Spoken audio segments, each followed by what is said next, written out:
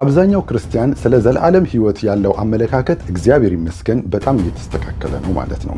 እስካሁን ድረስ ግን ስለ ዘላለም ሕይወት ያለን አመለካከት ከሰባኪዎቻችን የተነሳ እጅግ በጣም መጽሐፍ ቅዱሳዊ የሆነና የተዛባ ነበረ። አብዛኛው ዘሶኮልድ አማኝ የሚባለው ማህበረሰብ የዘላለም ሕይወት የሚባለው ነገር የሚገባው የሆነ ሰብስታንስ የሆነ ከሆነ ቦታ የሚሰጥ ነገር አድርጎ ነው የሚወስደው ማለት ነው። ለምሳሌ ኢየሱስን ለብቻ፣ የዘላለም ሕይወት ደግሞ የሚባል ነገር ደግሞ እዛ ጋር የተቀመጠ ለብቻ።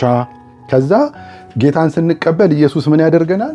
የዘላለም ሕይወት የሚባል ነገር አንስቶ እንካ የሚለን ነገር ይመስለናል።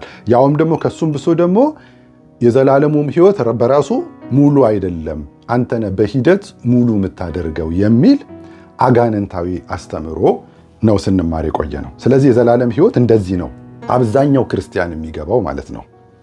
ሮንግ። ለዚህ ነው አብዛኛው የሚድንበትን ወንጌል በቅጡ ያልሰማ ክርስቲያን የዘላለም ሕይወት ይወሰዳል ወይስ አይወሰድም፣ ድህነት ይወሰዳል ወይስ አይወሰድም የሚለው ድህነት ወይም የዘላለም ሕይወት እንደዚህ የሚሰጥ ነው ተብሎ ሰምቷል። ኢየሱስ ከሆነ ከሼልፍ ላይ አንስቶ የዘላለም ሕይወት የሚባል ነገር እንደዚህ እንደሚሰጥ አድርጎ ነው የሚያስበው። ለዚህ ነው ይወሰዳል አይወሰድ። ኦፍ ኮርስ ይሄ ከሆነ ይወሰዳል። ይሄ ከሆነ ቦታ ላይ ኢየሱስ አንስቶ ከሆነ እየሰጠን ያለው ያውም በእኛ እጅ ላይ ከሆነ ኦፍ ኮርስ ይወሰዳል። ነገር ግን በአንደኛ ዮሐንስ ላይ ሕይወት ተገለጠ አይተንማል እንመሰክራለን፣ ከአብ ዘንድ የነበረውን ለእኛም የተገለጠውን የዘላለምን ሕይወት እናወራላችኋለን የተባለው ፐርሰኑ ነው። ራሱ ክርስቶስ የዘላለም ሕይወት ነው። ኢየሱስ ክርስቶስ እኔ የዘላለም ሕይወት እሰጣችኋለሁ ቢልም እዚኛው ላይ ዮሐንስ ደግሞ የዘላለም ሕይወት ደግሞ ራሱ ነው ካለን እንግዲያውስ የሚሰጠው የዘላለም ሕይወት ራሱ ክርስቶስ ነው ማለት ነው። ክርስቶስ የዘላለም ሕይወት እሰጥሃለሁ ካለህ የሚሰጥህ ራሱን ነው እንጂ ልክ እንደዚህ ጎዶሎ ብርጭቆ የሆነ ሼልፍ ላይ የተቀመጠ ክርስቶስ አምጥቶ እንካ የሚልህ የዘላለም ሕይወት የለም። ራሱ የዘላለም ሕይወት ነው።